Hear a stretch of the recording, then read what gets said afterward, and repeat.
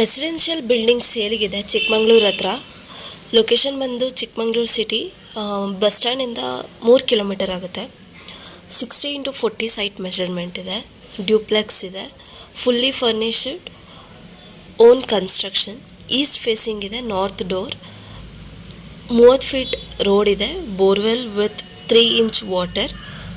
Price ಬಂದು 1.75 crores ಆಗುತ್ತೆ. ಇನ್ನು ಹೆಚ್ಚು ಮಾಹಿತಿಗಾಗಿ ವಾಟ್ಸಪ್ಗೆ ಕಾಂಟ್ಯಾಕ್ಟ್ ಮಾಡಿ 9535 431839.